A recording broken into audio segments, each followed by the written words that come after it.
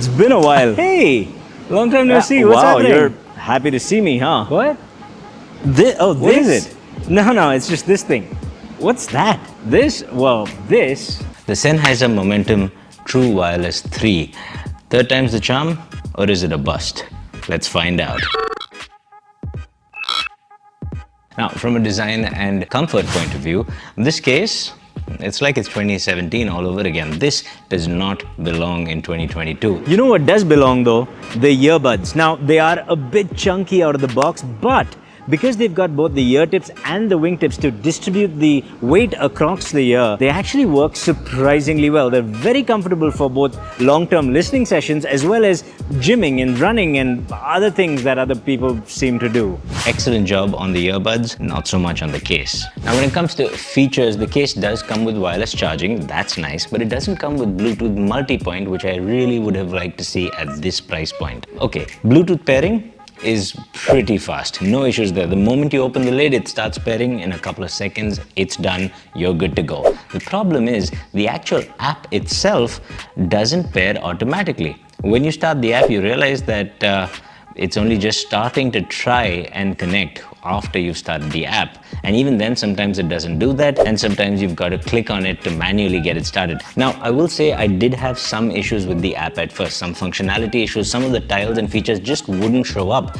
but a firmware update sorted that right out. So if you're having the same issues, then maybe you want to do a firmware update as well. It could help. However, once you do get it started, it's a pretty nice, slick app with a whole host of features, some of which are pretty interesting and some of which are pretty quirky. For example, you seem to have just one battery indicator instead of individual earbud battery indicators. That's a bit weird considering you can use each earbud individually. It also has in-ear detection and the ability to pause your music when you take them out of your ear and so on. All the usual stuff. You know what's not so usual though? This works on touch controls, right? And like any earphone, touch controls work pretty responsibly, but they don't work around the corners, the edges. But here's a neat little feature. I don't know if Sennheiser did this on purpose, but one of the corners actually rounds out from the earbud towards the ear tip, and that's pretty neat because that corner seems to be a little more responsive to touch. Now, when I've got them in my ear, I don't always reach for the center. I quite often miss, but what I most often reach for is this corner right here, which just happens to be, or at least feel, a little more responsive. It could be that it actually is designed to be so, or it could be that the curve sort of just guides my finger onto the correct responsive touch area. Either ways, I'd be very curious to know if Sennheiser did this on purpose or it's just a happy accident, but it does seem to make the user experience just that much better. Another really nice thing is in the app, you've got this little connections tab. And what that does is basically allow you to switch between different connections. So if you have your earbud previously paired to your laptop, your iPad and your phone, using this app, you can just tell it to switch between one and the other, which beats the heck out of having to individually unpair and repair to another device. It's not multi-point, it takes time, it is a bit clunky, but it's still nice to have. You know what else is nice to have? Fully customizable touch controls. Well, almost. Okay, so you've got 1, 2, 3 taps and tap and hold. Tap and hold can only be bound to volume up or down, which is fine, but 1, 2 and 3 taps can be bound to pretty much any function on any earbud in any combination. That's the kind of customization that maybe some other brands could take a cue from as well. Tony. What was that? Oh, and since we're talking about the touch controls, with every successive tap, the beep feedback that you get changes in tone. It's a small little thing, but it tells you exactly how many taps were actually registered by the earbud. Again, it's a small thing, but it's a nice little touch, that going that extra 10% that I appreciate. Somebody at Sennheiser is thinking beyond the ordinary, and I like that. Now you've got a couple of other usual features, active noise cancelling, transparency mode, and your equalizer and so on. We'll get to that in the sound quality section in just a second, but there is one cool thing that Sennheiser's done that's a little bit innovative, and that is auto accept call. Basically, if you are getting a call on your phone and you've got your earbuds in your case like so, all you've got to do is open your case, pick up the right earbud and put it in your ear. It'll pair with your phone almost instantaneously, and once it's done, it'll accept the call automatically. All you got to do is pick up a earbud. That is a really nice little feature that I think a lot of people will appreciate. I know I certainly do. Not as much as I appreciate you subscribing to this channel though, just saying, just putting it out there. Now, before we get on to the sound quality section of this video though, there is one other feature that Sennheiser has included that is very Sony-like, and that is sound zones. Basically, the ability for you to change your sound profile and your noise cancelling profile based on your geolocation. Two problems here. Number one, Sony's implementation seems to be a lot more customizable, so I'll give Sony that. But really, the important thing is the fact that to use this feature, you have to register with Sennheiser. You'll have to make an account, no big deal. But you also have to consent to sending your data, your information to them for processing, and that's a weird execution because it's not like you can opt out. The feature either works or doesn't work based on whether you agree or disagree to send your data to Sennheiser, and that again, I can't believe this is a 2022 thing. Overall then, I think the feature set is pretty good. Could have been a little bit better with multi-point, but overall it's pretty good. It works pretty well. The app works reasonably well, and I love the fact that Sennheiser is actually trying to think and add value in terms of the features. And when it comes to sound quality, well, we should talk about the noise cancelling first. I'm going to be straight up, I'm going to be blunt over here.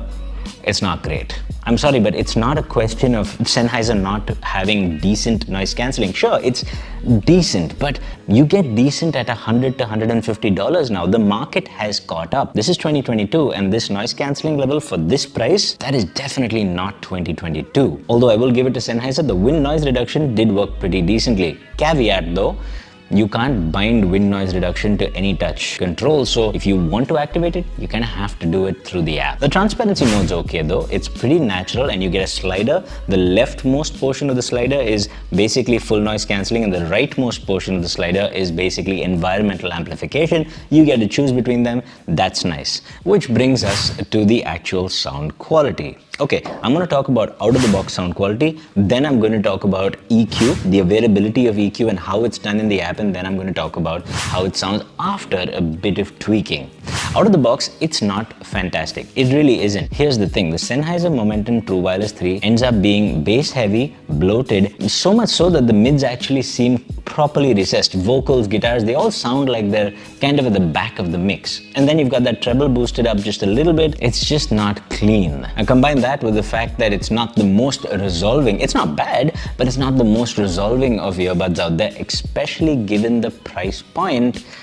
Ooh, and you've got a bit of a problem. The saving grace, however, might just be EQ. Now, at first, I was a little disappointed because the EQ was only 3 bars, and I thought, that's not enough. But actually, for most people who don't want to fiddle around with EQ too much, you can still get pretty decent results out of it, and that is more than enough complication. And if you want to tweak it a little bit differently, you might be fooled into thinking Sound ID will do that, which is basically the same as the way One More does it. You play your favorite track, and then you get into the app, and you use Sound ID to basically listen to different EQ variations and choose the one you like. It puts it all together in the end, makes an EQ that you like. See, the problem is Sound ID works a bit weirdly. If it's giving you 9 different EQs, as you go down the line, you have to pick the successive EQ, keeping in mind what you picked before, because you might say, hey, great bass over here. Oh, I like the treble here. And then it'll end up just giving you a very boosted bass and treble, which may not be what you actually wanted. So you have to be a little more careful with it. And this is the problem with Sound ID overall. Nonetheless, if you forget Sound ID for a second, and if you just start with the normal 3-band EQ that's given here, you can come up with some pretty decent results. Now, this is the EQ I settled on, and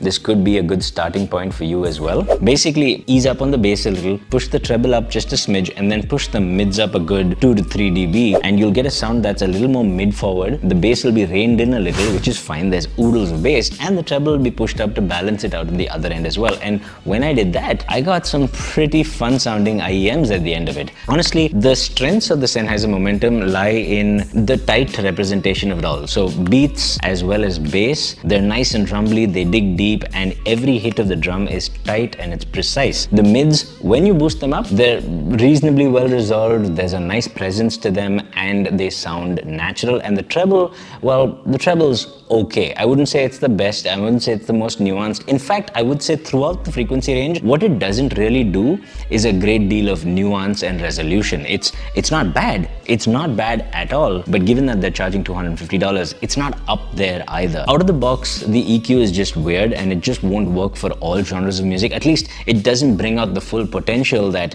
these have. But the fact that you can bring good sound out of it is something I do appreciate. I think a lot of people are going to be very happy with the sound quality, but I do implore you to tweak it just that little bit. Just try out the EQ, just have a little fun with it. I think you'll get great results. Which finally brings us to battery life. I'm just going to put that up on the screen because it did what it said in the box and there was no real surprises here, so I'm just going to leave that as is.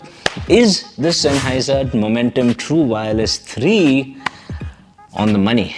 Well, that really is the key word there, the money. The problem is not that it's a bad device, although there are some major drawbacks, not even at this price point. At any price point, this case, this is just unacceptable. It should not be this big. The earbuds though, they're actually nicely done. I didn't think they'd be, given the size, but they are. The active noise cancelling, it's just nowhere close to the competitors at this price point and even price points lower. I compared this with the Sony LinkBuds S just out of curiosity and I yielded some interesting results. Honestly, that would be a nice little comparison. Come to think of it, Sony LinkBuds S, $190 going up against the $250 Sennheiser Momentum True Wireless 3.